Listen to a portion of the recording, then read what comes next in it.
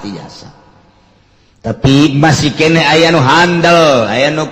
handle aya kene anu gagah urang mun ngadenge Osama bae ge masih kene alhamdulillahirabbil urang ngadenge kitu Saddam Hussein hudang dunia kabeh alhamdulillahirabbil alamin kuari lumayan lain lumayan najed ge sakitu ge lumayan walaupun diisukeun aya persekongkolan tapi tetap gerak-gerakna masih kene eksis masih kene hebat masih kene luar biasa.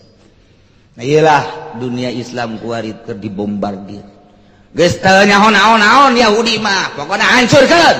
geus sabaraha negara nu diajurkeun tanpa pamrih geus pugu Irak sasaran kedua negara nu paling kuat adalah Iran tetep bae bakal jasa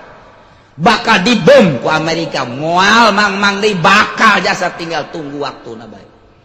memantaknya nama daripada lemah mendingan terus bae ngalawan sebab lemah jeung gagah terus dibom bae mulai ti kuari dididik budak ti SD kene supaya resep perang di Iran mah sebab sasaran setelah Irak adalah Iran.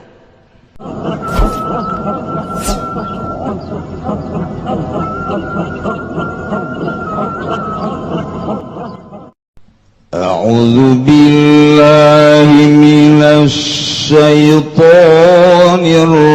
rajim. Bismillahirrahmanirrahim. Fatara alladhina fi qulubihim maradun yusari'una fihim yaquluna nakhsha an tusibana da'irah fa'asallahu an ya'tiya bil fath aw amrin min 'indihi fayusbihu 'ala ma asarru fi anfusihim nadimin. Wallahu a'lamu bimuradi. Fatara maka ningali sira Muhammad alladzina ingong akeh kang ikut tetep ing dalam pirang-pirang atine alladzina maradun utai gering dha'fu tiqadin tegese lemah pertekadan. Abdullah bin Ubay al-Munafiq ya Abdullah bin Ubay al-Munafiq kang munafik yusariuna ala aga-agaan ya alladzina kababihi min dalam Yahud dan Nasrani dan Nasara fi mualatihim tegasing dalam asia-asian ing Yahudi Nasara yaquluna ala ucap ya alladzina fi qulubihim maradun muta'adzirina an kang sasadu kabeh ana saking mualat nakhsha tusibana ing labana akhsha wa di ingsun sadaya tanganani na ingsun sadaya dairatun apa bencana yaduru bihadaru kang muter biha kalawan dairah apa dahru ben apa daru zaman alaina ing atas ingsun sadaya min jadabin saking paila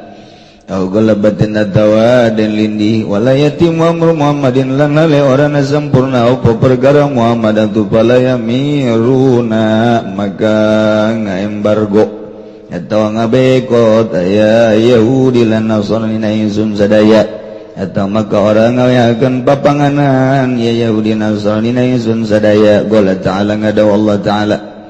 fa'asallah maka manawasaf Allah iku yantankan ya Allah bil fatih kalawan ngamenangkeun bin nafsi tegese kalawan nulungi nabihi kalawan kadue nabi Allah diazari dinihi kena ngalahirkeun agamana Allah amri min ini atawa perkara kang tetep saking sanding Allah bihat kisatil munafikin kalawan ngabuka ada ngarumpakin tutup ongkang munafik kabeh waktu dhahihim lan kama melehe iya munafikin Yusbihu magadadi yang munafikin gabe alama asaru ing atase barang kang nyamarkeun yang munafikin gabe piang pusim dalam pirang awak ing dalam pirang atine munafikin minasyaki yatana saking mang-mang wa mualatil kufar lan sia-sia ing pirang-pirang kafir nadimina iku kang kaduhung kabeh. Wa yaqulul ladzina amanu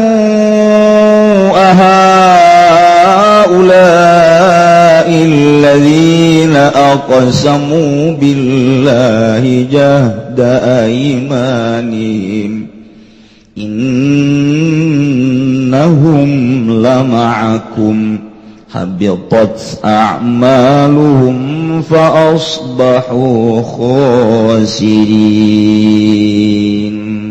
Wallahu a'lamu bimuradihi wa yaqululan ngucap bi rabbika lawan dan baca ropa istinapan ala istinab biwawin wa dunha kalawan wawulan oranana wawu wa yaqulu atawa yaqulu bin nasbi kelan kalawan den mazana aslan den baca nasab aqtufana den atabakeun alayati ing atas lapan yatia wa yaqulu lan ngucap sapa alladzina wong akeh amanu kang padang imankeun ya alladzina kabeh li ba'dihim kalu setengah ya alladzina iza hutika satum tatkala den langgar opo kitu tutup ya munafikin ta'ajjuban kena ada ta'ajjub ulai anda utawi kila samudayane wong alladzina iku akeh aqsamu kang pada sarumpaya alladzina kabeh billahi Allah jada imanim kalawan nemen pirang sumpah ya alladzina goya tajhadim kalawan katog ittihade atau nemen-nemen alladzina fiha ing dalam iman innahum la ma'akum ing satuhune alladzina ikut tetap sumertana sira kabeh fid dalam agama wala ta'ala ngadaw Allah ta'ala ing lafaz habitat a'maluhum habitat lebur batalat tegese batal au fa'amaluhum pirang-pirang amal alladzina salihatu kang salih fa asbahu maka dadi alladzina sariku dadi alladzina khasirina iku kang tuna kabeh di dunya ing dunya bil fasihati bil fadihati kalawan dan memeleh al akhirat dalam akhirat bil iqabi kalawan dan siksa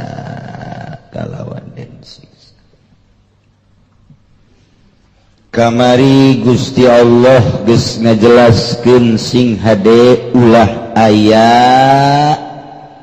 dedeh-dedehan jeung asih-asihan larangan keras antara mukminin jeung kafirin aya larangan ulah nyieun pamimpin ti golongan Yahudi jeung Nasrani ulah bersama sakala ieu teh terus berjalan sampai yaumul qiyamah. Ya ayyuhalladzina amanu wahai jelema nu ariman di Indonesia khususna kiwari la tattakhidul yahuda wan nasara auliya ulah rek ngajaradikeun Yahudi jeung Nasrani sebagai wali-wali sebagai pemimpin-pemimpin pengurus-pengurus ulah bae sama sakala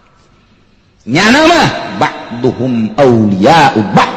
sebahagian Yahudi jeung Nasrani eta dedeh-dedehan asih-asihan aya persekongkolan lantaran nyana sarua dina pada kupurna geus Yahudi jeung Nasrani mah memang ngahaja nyana teh deuk ngahancurkeun Islam tiba heula terus datang gakuar huhahehe ge tetep deuk ngahancurkeun Islam. Di zaman Kangjeng Nabi diutus datang ka kuari terus berusaha dibeakeun Islam.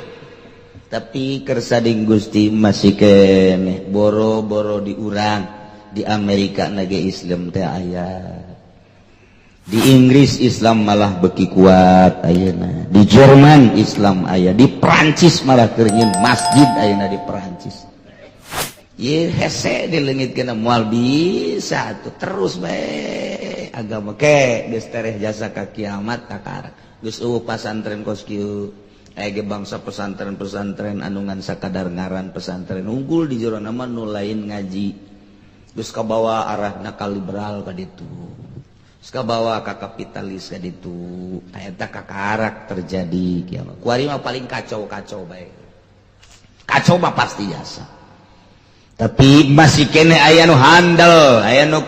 handal, aya kene anu gagah. Urang mun ngadenge Osama bae ge masih kene alhamdulillahirabbil. Urang ngadenge kitu Saddam Hussein. Hudang dunia kabeh alhamdulillahirabbil alamin. Kuari lumayan, lain lumayan. Najed ge sakitu ge lumayan walaupun diisukeun aya persekongkolan tapi tetap gerak-gerakna masih kene masih kene hebat, masih kene luar biasa. Nah iyalah dunia Islam kuari keur dibombardir geus teu nyaho naon-naon Yahudi mah pokona hancurkeun di sabaraha negara nu diajurkeun tanpa pamrih geus puguh Irak sasaran kedua negara nu paling kuat adalah Iran tetep bae bakal jasa bakal dibom ku Amerika moal mang-mang deui bakal jasa tinggal tunggu waktuna bae memantaknya nama daripada lemah mendingan terus bae ngalawan sebab lemah jeung gagah terus dibom bae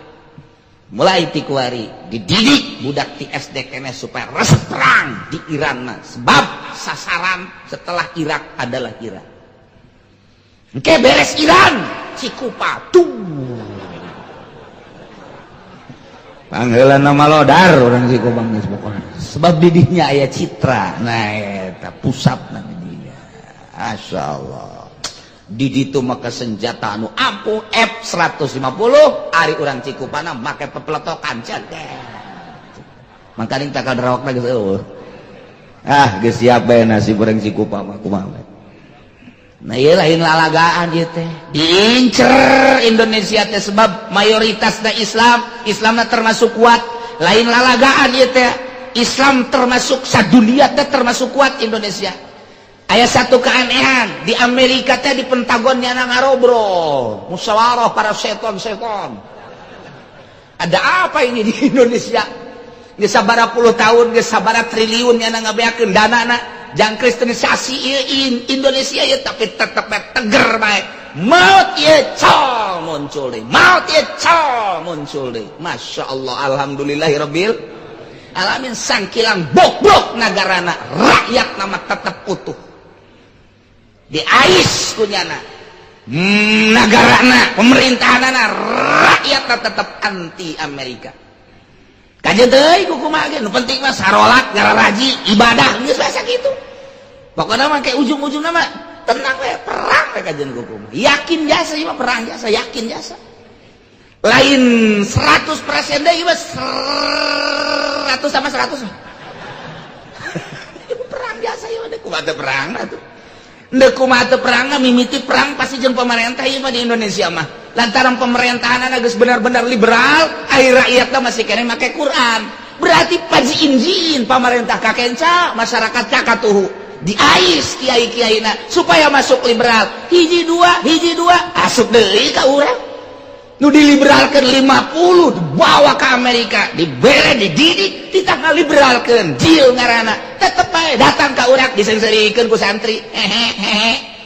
bergerak sia di ditu mal bisa haram marhaba bida marhaba malah embat marhabana dicelinyana deui teu bisa ka Indonesia heran ya heran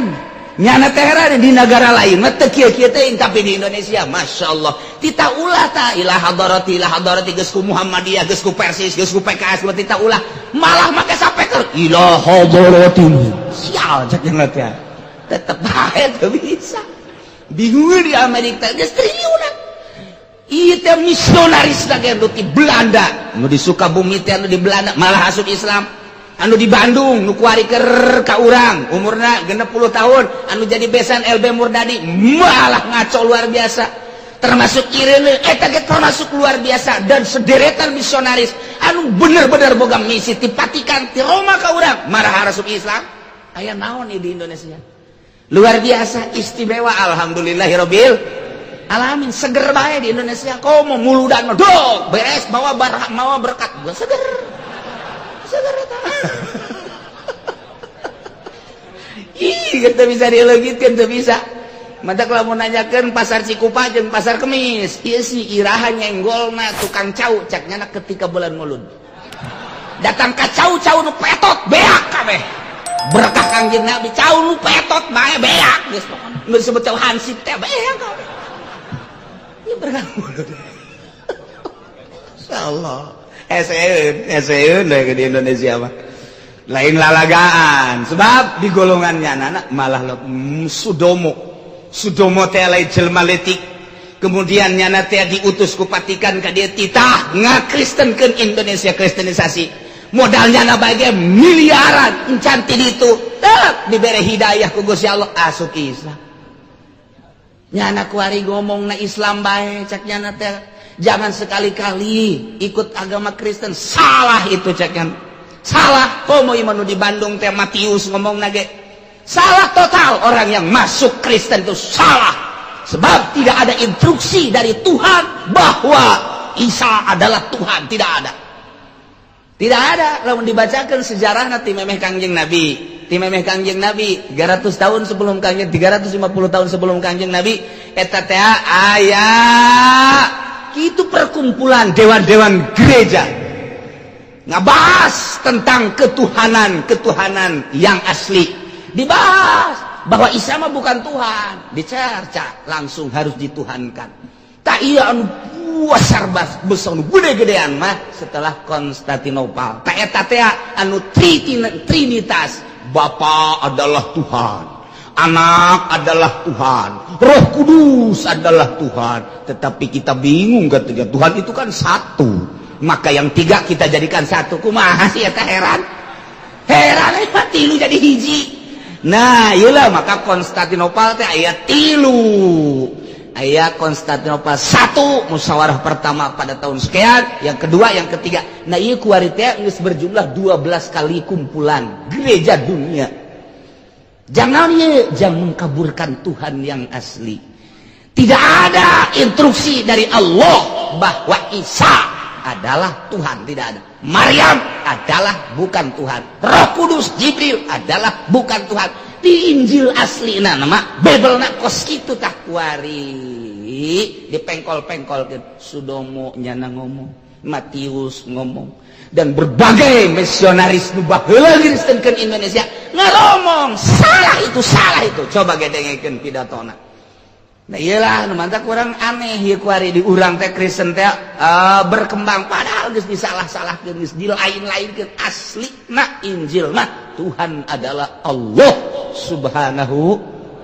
Nabi Isa adalah seorang rasul utusannya, tidak berbeda dengan Kanjeng Nabi Muhammad sallallahu alaihi wasallam. Ngan kulantaran kerajaan kaisar kekaisaranana dek ditimbulkeun deui, sedangkeun cak Kanjeng Nabi la kaisara ba'dahu eueuh kaisar sabada paehna kaisar. Tidak ada cak Kanjeng Nabi la kaisara la kisra ba'da mauti, tidak ada kisra setelah mati kisra. Cak Kanjeng Nabi bener ti Kanjeng Nabi eueuh kaisar jeung eueuh kisra. Nah kadieu kakaisaran teh bahasa Kanjeng Nabi kaisar, di urang mah kaisar. Kekaisaran teh geus mentak hayang timbul deui melalui dewan-dewan gereja. Itulah disebut konsili. Konsili adalah kumpulan-kumpulan dewan-dewan gereja nek ngaburkeun Tuhan anu asli. Terus ti mimiti kadua, katilu, kaopat, kalima, kagenep, katujuh. Nah setelah katujuh ti Paus Panas Yohanes nu kamari modar. Nah, kuari timbul deui geus aya konsili anu kesekian kalina. Ieu kuari teh kuari keur meujeuna luar biasa, anu kunyana diulah-ulah zina, diulah-ulah seks, malah nyana kamari skandal seks. Nyanana pausna coba. Nu kunyana diulah-ulah, orang suci mah teu meunang jeung awewe. Ayeuna hudang? Bingung nyana, jadi jelema suci hayang tapi nu ieu hayang disucikeun deui. Masya Allah. Nah guys kendai mah urusannya anak dek nipu orang mah, dek nipu Al-Quran, dek nipu mukminin urusannya anak urusan orang mah urusan orang baik. Orang mayoritas Islam di Indonesia sing hade la tatakhizu ulah ngajadikeun maraneh kabeh al yahuda wan nasara aulia. RT ulah Nasrani, RW ulah Nasrani, lurah camat ulah Yahudi Nasrani, bupati ulah Yahudi Nasrani, terus sampai presiden ulah. Alhamdulillah di urang mah teu pernah aya presiden Nasrani, teu pernah aya presiden Yahudi, teu pernah ngan diluhureun presiden aya. Aduh, leuwih parah tuh. Boneka-boneka ieu di urang teh. Kitu memang keayaan Indonesia mah ieu mah sakadarnya hobae. Asalnya hobae bahwa negara urang mah dikuasai ku eta, ku bule. Nu kuari mah hideung. Tah di urang tetap Islam tapi berusaha nyana supaya ulah mengenal Al-Qur'an. Liberalkeun. Kapitaliskeun, yeuh negara teh maka mini urang baheula ngomong ceng sing hade engke mah unggal masjid hiji gereja hiji masjid hiji gereja hiji masjid hiji gereja lain kasap mini urang lantaran penggede di luhur seterah berjuang ieu menandatangani demokrasi. Nah ieu demokrasi teh kos kieu ye ya dengan hak asasi manusia HAM teu anggeus urusanana tetep we nu gede makin gede nu leutik makin leutik nu gede ngegelek ka nu leutik nyepak ikut ka nu leutik ieu adalah HAM kos ieu urusanana sapira hukum buatan manusia moal aya hukum nu paling jujur jeung adil kecuali nu boga hukumna nu nyieun hukum Allah Subhanahu wa ta'ala. Urang geus teu percaya ka hukum Al-Qur'an malah percayaan ka hukum buatan manusia nu bisa digulak-gilekeun nu taun ieu mah kieu taun itu mah kitu buatan manusia eta nu ku urang dipercayai ai Qur'an mah nu paten ti Gusti Allah urang kurang percaya ngomong doang percaya buktina teu dilaksanakeun ieu teh eueuh hiji hukum anu tertera menang ti Al-Qur'anul Karim berarti negara orang teh bisa disebutkan negara bok-brok. Jadi bok-brok bin itu negara tapi orang nama alhamdulillahirabbil alamin di tengah-tengah kebok-brokan negara lantaran nyata make Al-Qur'an berarti bok-brok teu make Al-Qur'an teh make buatan manusia di tengah-tengah kebok-brokan pemerintah tapi tetep bae anu dijadikeun wali ku Gusti Allah rakyat teh anu geus 12 kali jadi wali teh wali aya dijadikeun ulama sholihin loba sholihin dan lain-lain sebagainya iyalah di tengah-tengah kebok-brokan negara tapi alhamdulillahirabbil urang bisa ngadengikeun Al-Qur'an bisa ngajelaskeun Al-Qur'an bahkan anu make mah ih kajen teuing batur mah aing mah embung atuh aing kudu ambalayah mah geus tereh paeh kredit aing mah moal aing mah bunga bank aing mah moal bejen teuing yang sia tah urusan ngamajukeun negara majukeun Gusti aing mah nyaho sadepa deui nyaho dua depa deui bakal paeh nu geus loba tah di Indonesia mah nu kos karah itu mantan pemerintah bae mantan DPR mantan pemerintah ngaromong kerja di pemerintah mah cedak kula aut-autan kiai kula mah hayang ieu tobat kumaha carana tobat dibere ku kula jalan berarti kan eta di jero hate leutikna mah nyana kerja di pemerintah ge ceurik leutik sabarang ceurik bertentangan camat bae ge loba nu bertentangan jeung nuranina sarua bupati ge di nuranina mah aing teh jalain ki didikan awal nama basic nama jadi teh alif jabar abe jabar ba ieu teh lain kieu tapi ka dieuna nah kulantaran nafsu tak bae eureun jadi bupatina atawa geus kolot masih keneh ngan geus kolot merenung nyana eta kos kitu teh hese lain lalagaan lamun lain hidayah ti Gusti Allah Subhanahu wa ta'ala. Nah ieu ulah sekali-kali di urang henteu alhamdulillah walaupun di monopoli ku nyana sabodo nu penting mah urang kuari ngadirikeun sing hade ngadirikan lurah sing ade nu nyahoeun ka alif jabar abe jabar ba aba min jabar ta jabar ta mata sing jare sia jabar sia mata sia sing ade ta itu kene bangsa bupatina gubernurna anu bener-bener cinta bangsa jeung negara nu bisa ngabangun ulah sambarangan atuh ieu hartina ai bagus jeung jujur jasa mah moal ngan lumayan bae di tengah-tengah kerbok-brok aya nu lumayan urang di jero nu lumayan abeh ngeunaheun lalugina teu pati haraudang teuing ka pasar ngeunaheun urus surat menyurat ka kantor aya nu urusan urang ngaji aman ka masjid berjamaah salat Jumat urang luasa tah eta kos kitu tapan ngeunah di zaman Soeharto mapan kumaha gitu di zaman Soeharto loba itu instruksi gereja anu dipuatkeun melalui dewan melalui Soeharto tah putusan kudu terjemah teh eta di zaman Soeharto Pak kudu instruksi anu Jumat teh macam-macam bari geus ada perintah batin geus ada henteu deui alhamdulillah tinggal kitu jeung kitu nah iyalah ulah sakali-kali deui nyen pamimpin Nasrani jeung Yahudi lantaran cak Allah indallaha la yahdil qaumal jelema nu ngajadikeun pamimpin Yahudi jeung Nasrani zalim. Sedangkan cek Allah moal mere hidayah jeung petunjuk ka jelema nu zalim. Sing ada urang teh ulah termasuk jelema nu zalim. Fataral ladzina fi qulubihim maradun yusari'una fihim. Muhammad anjeun bakal ningali ka jelema nu di jero hatena aya panyakitan, aya lemah pertekadanan jeung keyakinan terhadap kepangeranan Allah jeung karasulan anjeun. Seperti Ki Abdullah bin Ubay anu bener-bener jadi tokoh munafik, teh ieu bakal kadeul nyana engke gegeuraan nyalindung ka Yahudi jeung Nasrani. Nyana bakal ngajadikeun Yahudi sebagai pemimpin ninggalkeun anjeun. Yaquluna ngomongna nakhsha tusibana dairah tempan urang kabehan besi kakenaan ku bahaya ku bencana.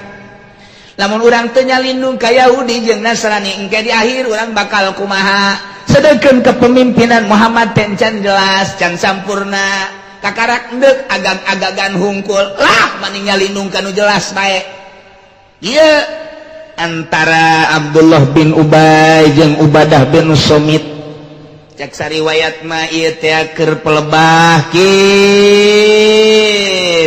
naon ngaranna Khandaq.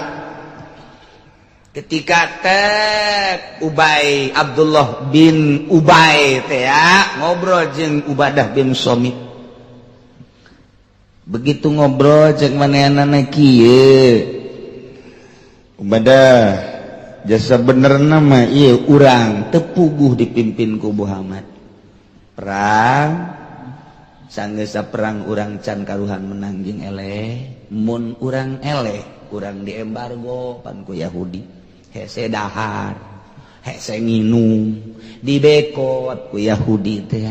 komo lamun ka dituna urang paila hujan-hujan kabelah dituna teh kemarau panjang sedengkeun nu boga duit papan Yahudi jeung Nasrani.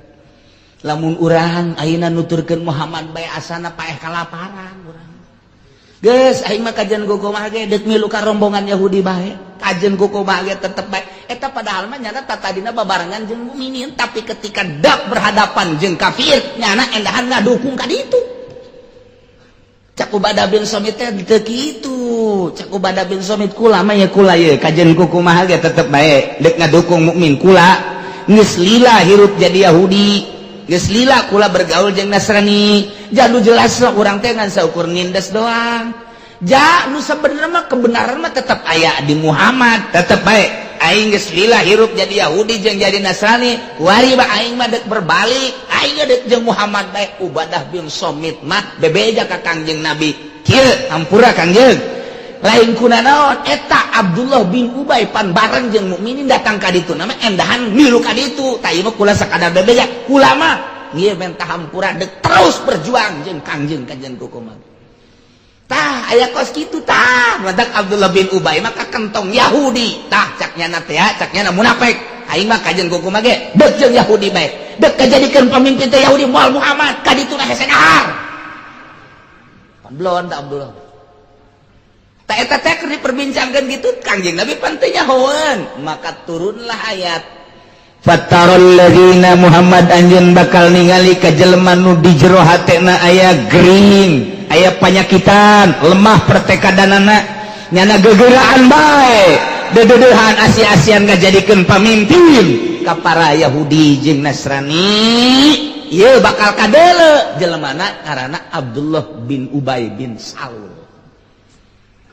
nyahoan geus ku Kangjeng Nabi ngomongna kumaha nyana yaquluna nakhsha bari minta hampura ya ka Kangjeng Nabi kami berbalik na ka Yahudi rombongan Abdullah bin Ubay kami berbalik na ka rombongan Yahudi teh ye kami terarempan antusibana dairah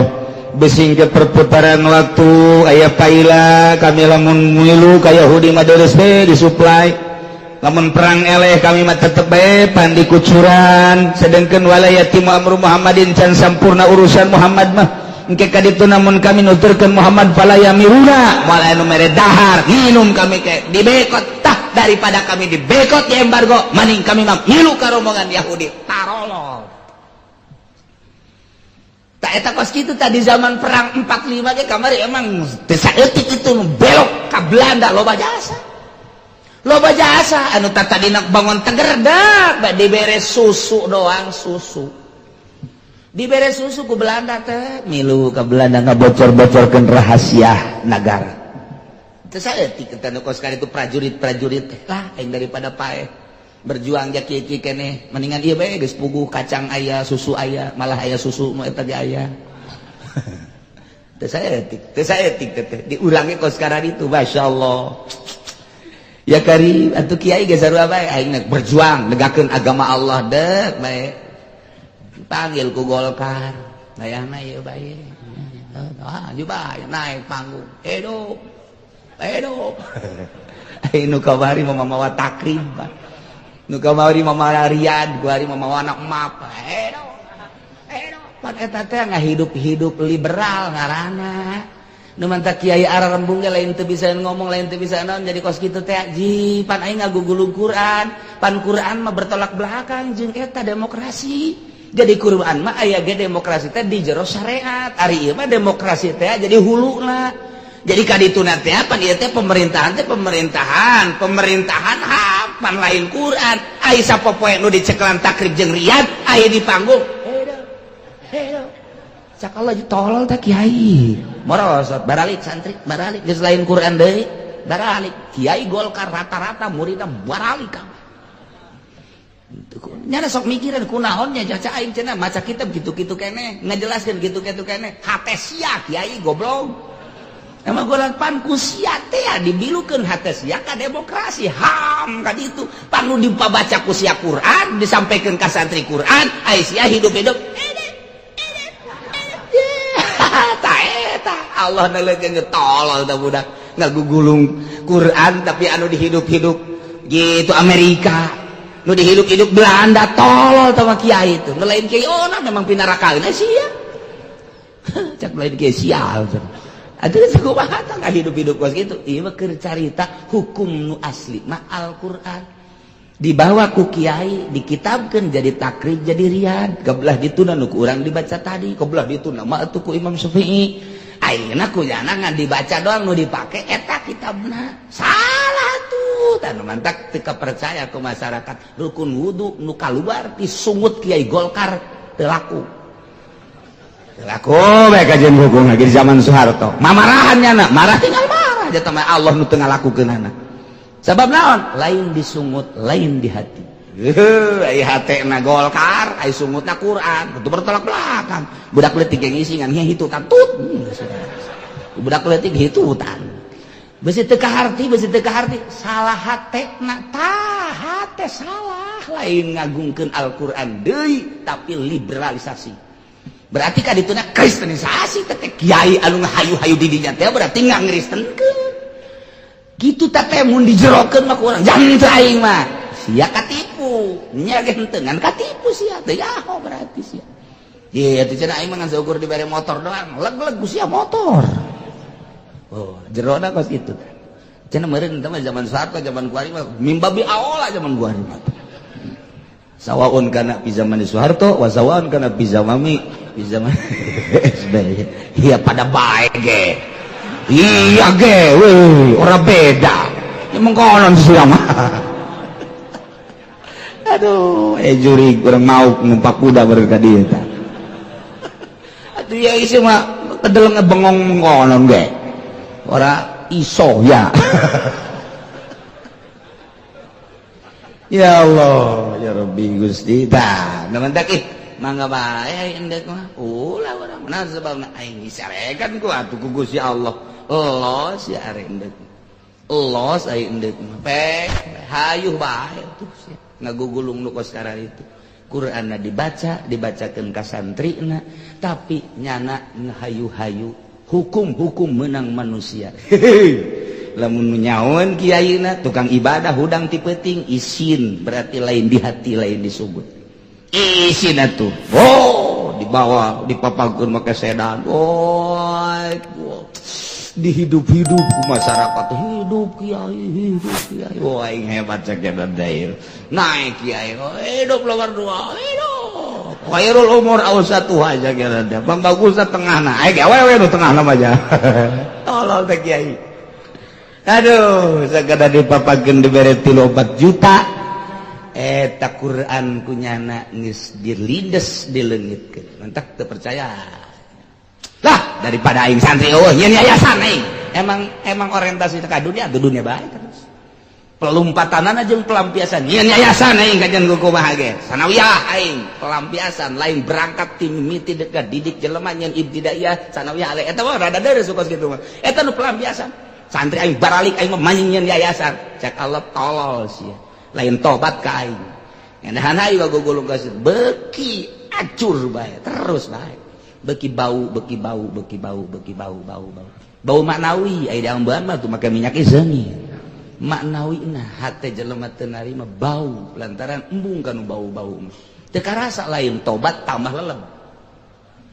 amun deuk make Al-Qur'an atuh bacakeun geus karane bae ka ditu tah nu sakola nu karuliah los kana ditu sok saya terus kendaraan moal kebeli paling 1000 tahun doang Dos, ayo santri-santri teh ulah ngadoakeun bae supaya aman. Ayo kudu milu. Aduh, aing liwat dari teteh. Ayo kiai sorban make udang-udang. Oh, ieu mah liwat keur kampanye. Gula mah liwat deuk. Deuk ka ieu teh terus make sorban, make jubah deui. Jubah mah para di salat, kiai tolol.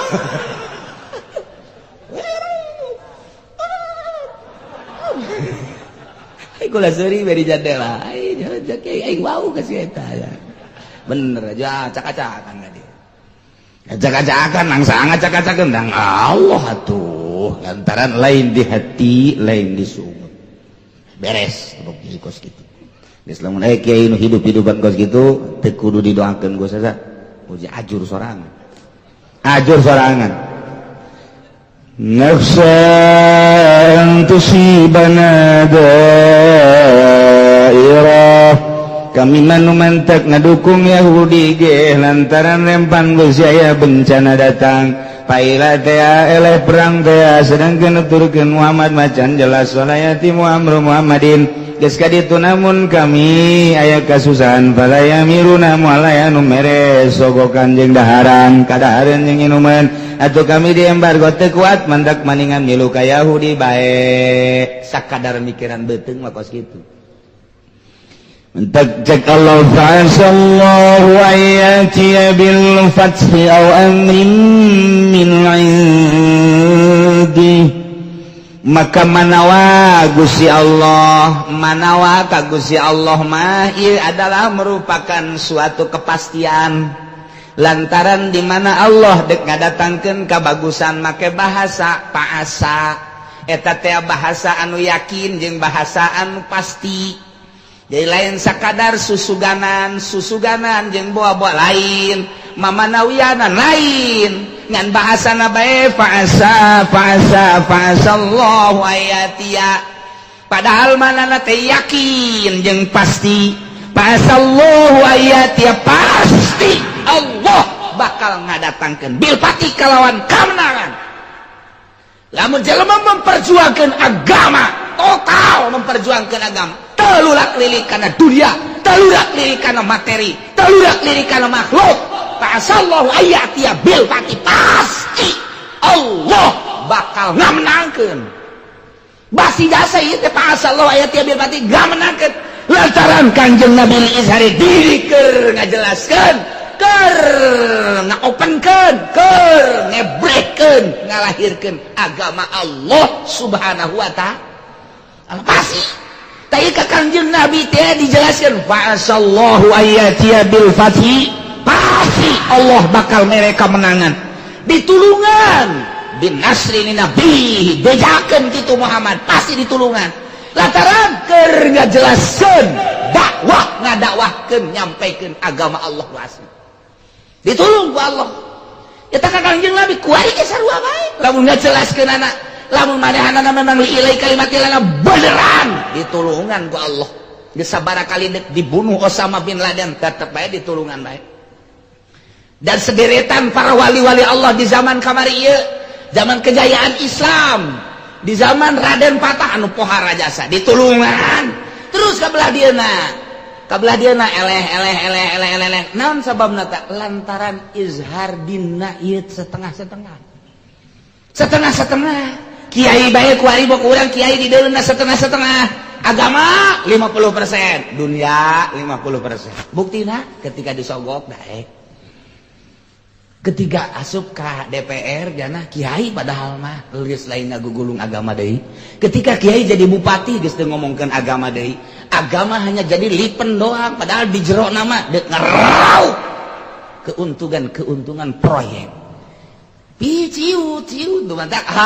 Iya Yahudi jeung Nasrani teh nyaho kelemahan Islam adalah duit cakena dibere ku nya. Deuk ieu naon majelis bangun, nya naon deui sekolah bangun, nya naon deui pondok pesantren bangun. Tak setelah dibangun, lah bae menang ti Nasrani, nyieun nya gereja belah dinya. Geus bae bisa ngomong cau. Au. Minimal cicing cak Yahudi jeung Nasrani teh sia. Aing nyieun gereja dinya, eueun bisa ngomong lantaran eta masjid geus dibangieun, negara kita kan demokrasi. Atuh udah sama-sama, saya dukung kamu, sekarang saya dukung kamu. Endahan kiai anu ceramah saudara-saudara salantaran di negara urang mana negara demokrasi, kamari urang dipanggieun masjid saking mewahna urang beribadah atuh tenang, bebas ngeunaheun naon salahna nyana dek nyieun gereja belah dinya. Yuk urang gotong royong di gerejanya. Tolong teh juga kiai. Goblok teh kiai. Aya eta di Cisoka hiji kiaina. Belah Raja hiji kiaina nu kos sekarang itu teh. Pasar Kemis doang eueuh. Alhamdulillah di Pasar Kemis mah can kasogok masalahna. Padahal ngarep-ngarep sarua bae nya aja. Jieu teh kumaha? Acak-acakan agama bentrok lah kiai jeung kiai ieu anti kiai itu mah kos kitu da kumaha tuh beuki bau bae di mata muslimin mukminin bau ngajenting hebat jelemana kasep jelemana ngan kitu karakterna bau bae teu hayangan ilmu di dadana loba teu hayangan nyadap ilmuna naon sababna lantaran dipake salah sakadar dibere mobil doang dibangun yayasan doang nyana ngahayukeun gotong royong ka gereja naudzubillah min dzalik.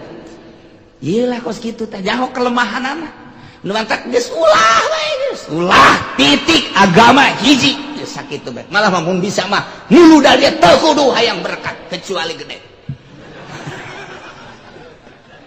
Cenah kieu masuk gitu memang gitu sebenarnya di urang tuh Fa'azallahu ayati bil fatibasi Allah bakal ngamenangkeun ka jelema anu ngajelaskeun agama anu murni agamana. Musuh ge hayang nyahoeun ieu agama nu asli teh kos kumaha sih atuh kaum muslim mah sanajan nu tilok salat ge aing ngadengkeun lah carana teh bener nu kumaha sih nu bener kumaha sih teh lah nyaho kuari mah cak kiai teh cak kiai mabok haram awas ya nyana mabok tapi tetep bae nya ceramah goblok sia haram mabok nyana ge mabok padahal sia nyaho ti mana aing ngaji di kiai sia mabok aing lain deui aing mah aing hukum mah hukum jakeun teh. Eta tolol tah kos kitu teh. Goblok eta jelema nu kos kitu teh. Jadi tetep jarage ceramah ka batur mah ulah mah mabok sia haram. Sia mabok ulah lain jakeun teh aing mah lain deui aing mah. Aing mah lain pokona haram tah. Eta hasil daripada ngaji kunyana kadenge oh jaheun. Ngaji coba sebenarnya kredit haram apa henteu sih? Haram. Kredit haram, kredit zaman kualitas haram. Aya ge kredit teh ya, nu halal mun cash jeung kredit eta adalah akur hargana. Ketika teh akur haram riba. Nyana ngredit motor, goblok sih haram tah. Sia ulah ka aing heula nah. Lawan ka aing mah butuh. Siapa ulah. Itu tuh nu ngredit ribut. Nu ngredit ribut. Aing diharamkeun ku sia teu ngredit bae. Dia aing mah ngaji, atuh aing ge sarua ngaji, sia ngredit teh, atuh aing ge sarua ngredit, sia ngredit, atuh ulah marah, henteu tetep marah, nu ngredit. Tolol eta jelema. Ya Karim, masyaallah wa yati bil fatih pasti Allah ngamenangkeun ka jelema nu ngadirikeun, nganjurkeun agama Allah anu bener. ditulungan baik kok Allah. Au amrin min indi atawa Allah bakal ngadatangkeun perkara ti Gusti Allah langsung engke bakal katembong jelema nu kamari susulumputan munafekna di hareupeun mah subuhun daud tapi ditukangan mameureupan ta eta teh moal bisa kanyahoan kecuali langsung dibere nyaho ku Gusti Allah Subhanahu wa ta'ala. Amrin min indi Muhammad bakal kanyahoan kege kadeu kabukang ke kedok para munafikin bakal kaisinan kege ku anjeun Muhammad bener bae nu tadina Abdullah bin Ubay jeung serombongan anak di hareupeun Kangjeng teh waduh bertekuk lutut kumaha cek Muhammad bae tapi ternyata kakara dihareupeun jeung permasalahan perang leutik tapi tetep baiknya ngagelok ka ditu na ieu bakal kanyahoan cek Gusti Allah bener bae rombongan Abdullah bin Ubay bin Salul ieu adalah kanyahoan kedok ka munafikanana dibuka langsung ku Gusti Allah Subhanahu wa ta'ala fayusbihu ala ma asarru fi anfusihim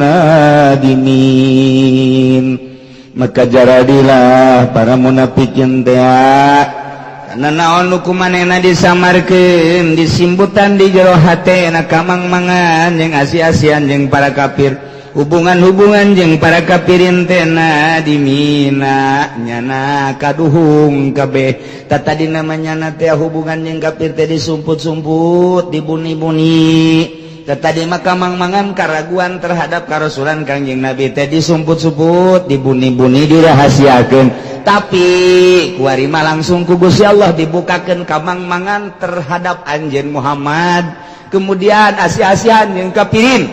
ngajadikeun kafirin Nasrani jeung Yahudi teh sebagai tulang punggungna sebagai pamimpinna kuari dijelaskeun ku Gusti Allah langsung jadinya akhirna kabuka isin nu mantak payusbihu nadimin atuh akhir namanya jadi isin kanyahoan ku Kangjeng Nabi bahwa dirina ieu adalah geus teh iman ka Kangjeng Nabi atuh makin menjadi-jadi ku ari mah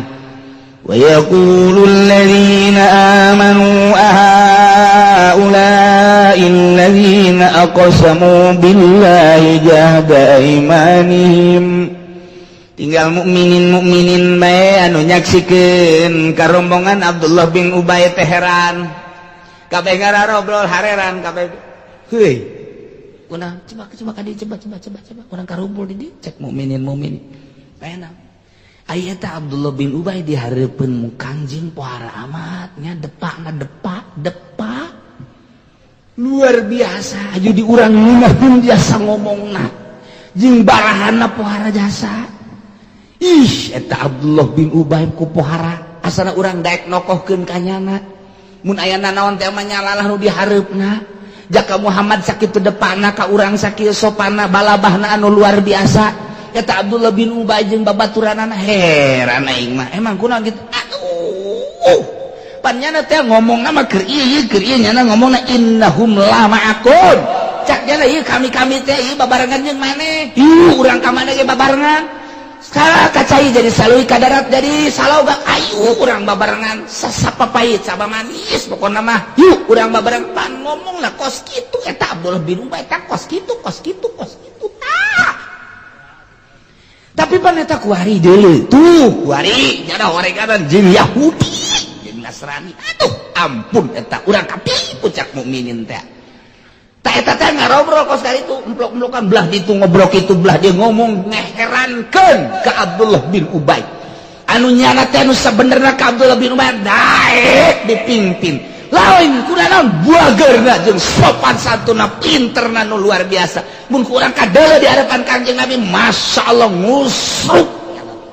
depak tapi horenganan hatena ka ditu tah ieu teh deuk nyaritakeun ayat kaheran-heranan mukminin kutika Abdullah bin Ubay mantak wa yaqul ladzina amanu nyarita jelema nu arariman libadihim kasawarehna ketika dibongkar kedokna para Yahudi tajubali heran ye ahaula'il ladzina aqsamu billahi jahda aimanihim. Heran amat. Apa eta jelema-jelema eta anu tatadina sumpah jana teh ngumbar sumpah nu sumpah lagi pohara jasa sumpah lagi cak nyana teh innahum lama'akum eta pan sumpahnyana sanyana kami kabeh ieu adalah pendukung-pendukung marane nyana sumpah make innahum lama'akum iba bahasa mukminin bahasanya nama kami bahasa Abdullah bin Ubay nama kami teh ngadukung kamaran ngadukung perjuangan Muhammad disapertikan ku mukminin heuh pancaknya teh cenah innahum lama'akum nyana teh apan cenah deuk babarengan jeung urang ngomongna tapi pan kuari ka di itu herannya aduh ampun tah ieu ngabahasakeun kaheran-heranan mukminin terhadap tingkah Abdullah bin Ubay jeung serombonganna munafik teh kos kitu dibuktikan kuari ku urang di urang kos kitu persis di urangnya persis jasa Masya Allah eta si budak eka panggih keur naik motornya mendak hampir ngaguling motornya ku mendak nanya eta waduh luar biasa horenganan hatena mah Masya Allah kanyahoan kabeh ih eta sakitu bageurna hanas urang harita mah dijadikeun pamimpin masih pan ketua DKM horeng kos kitu horenganan kanyahoannya ku urang katipu beh urang mah ngarobrol teh tah munafik teh kos kitu mantap sing ade basa adu mendek nah handap teh sing ade soang beh soang mun keur anjeun kitu aya urang heo teh ka handap parek macok soang eta masyaallah eta soang ya karim we munafik teh atuh potongan soang orengan ya Allah ya Rabbi tuh kan padahal dia sumpah bin Ubay innahum ma'akum tapi ternyata horenganan aduh ampun mantap habitat amaluhum fasbahu khasirin hancurlah batallah pagawean aranjeunna nu baragus nu kamari babarengan jeung urang ngobrolkeun agama Islam dakwah Islam nyana teh ngadukung kana perjuangan Muhammad kana katablegan Muhammad jeung urang babarengan eta teh kapan amal bagus tapi ternyata horenganan nyana milu ka Yahudi habitat a'maluhum hancur total pagawean nyana amal nyana nu bararagus beak kabeh ulantaran sakitu atuh fasbahu khasirin jadilah rombongan Abdullah bin Ubay munafik teh jadi rarugi tararuna di dunyana dihina-hina lantaran kedok-kedokna dibukakeun ku Kangjeng Nabi di hareupeun mukminin geus mukminin ge nyarahoeun kakedokan dibuka kedokna dibuka tutupna dibuka nyaok bahwanya munafik isin di akhirat tangga disiksa ku Gusti Allah innal munafiqina fid darkil asfali minan nar sanyana jelema munafik bakal jadi kerak neraka naudzubillah min dalik mantan sing hade di lembur urang ge loba jasa aya hiji di hiji daerah dek nyin gereja kemudian kabeh menentang aya ustad dibere duit rada gede meureunnanan ke masyarakat nu tadina bagus jasa horenganan hatena ka ditu jawara onaman nya mah henteu ngadukung endahan ustad nu ngadukung berarti eta ustad munafik teh kos kitu teh munafik teh ustad eta ngaranna ustad munafik malah kiai deh kiai mah ngadukung minimal atuh ulah mere support kiai mah minimal sukut bae atuh kadanan ku nang tangan mah deuk iraha deui atuh urang nang tangan kafir anu jelas can nu beujeuh lah di daerah urang mah teh aya pembangunan kos kitu teh lamun aya pembangunan gereja masalahna lain sekedar gereja mah aya dewan gereja nya nama bergerak melalui gereja beda jeung Islam masjid teh hanya sekedar ngaji keluar tuh masalah ada bergerak di bidang dakwah adalah pondok pesantren aya gereja mah justru gereja aya dewan gereja disebut aya konsili artina perkumpulan dewan gereja nu sakupna aya nu internasional aya nu nasional matak aya gereja bahayana gede jasa kiai make rekomendasi kiai Golkar teh izinnya na kiai munafik kita lah kos kumaha sih naon nu dibabaca kunyana Quran pan urang teh ulah sekomo hidup mah bahaya jasa bahaya sakecuali urang geus jadi wali kemudian urang jadi pamimpin jadi gubernur urang teh atau orang jadi bupati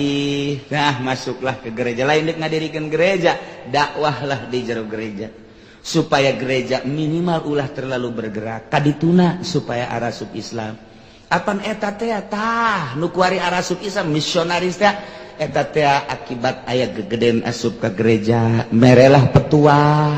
aya hidayah asup ke jero dadana konsulahnya tek jeung para ulama-ulama 1 kali 2 kali 3 kali emang Allah dek mere hidayah merenang ternyata asup Islam awalna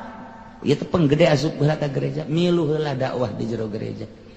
gitulah dongeng Pasudomo teh ketika ngadengekeun Gus Dur di jero gereja kok begini keluarnya na konsultasilah nyana jeung Hamzahas konsultasilah nyana jeung Menteri Agama konsultasilah nyana jeung gitu almarhum kiai teh katilu kiai asup Islam nu kuari di Bandung teh awalna ngadengekeun nyana di jero gereja petua-petua kiai dicerna ku nyana terus dipahami konsultasilah nyana jeung para tokoh-tokoh nu aya di luhur kemudian tak masuk ke Tasikmalaya terus ngobrol-ngobrol jeung kiai-kiai asup Islam tah lamun geus kos itu silakeun asup ka gereja dakwah tapi ngizinan nyieun gereja mah ulah haram atuh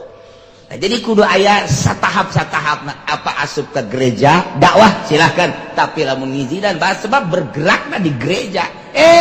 Ustad jeung kiai dibelajin Samsu doang abah ngebul ya Allah lain bere pirunan atuh tolol teh budak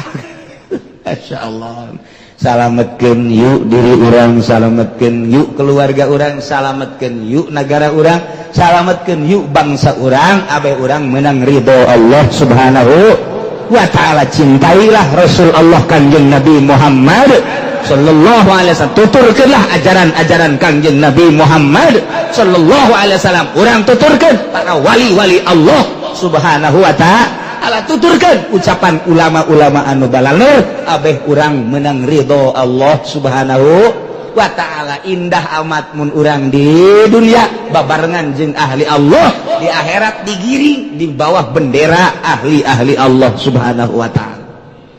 nikmat amat meureun urang ngeungkeuy ngabandayeut ka sorga ninggalkeun ahli-ahli dunia ninggalkeun ahli-ahli hukum-hukum manusia urang mah lantaran nuturkeun para ulama tah ka sorga tinggal anu kuarina menuhankan hukum-hukum manusia ngajeblos asup ka neraka jahanam naudzubillah min dzalik wa min sakali mudah-mudahan urang kabehan disalametkeun keluarga orang anak incu orang disalametkeun tatangga orang ge disalametkeun ku Gusti Allah batur orang mukminin mukminat disalametkeun sehingga orang benar-benar menang ridho Allah subhanahu wa ta'ala bibarakati ummil Quran al-Fatihah bismillahirrahmanirrahim alhamdulillahi rabbil alamin arrahmanir rahim maliki yaumiddin iyyaka na'budu wa iyyaka nasta'in shiratal mustaqim shiratal ladzina an'amta 'alaihim ghairil maghdubi 'alaihim sayyidina Muhammadin wa 'ala ali sayyidina Muhammad kama shallaita 'ala sayyidina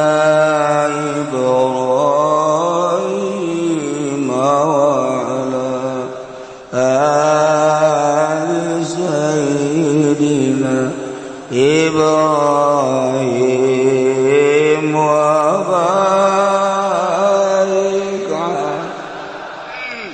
sayyidina Muhammad wa ali sayyidina Muhammad kama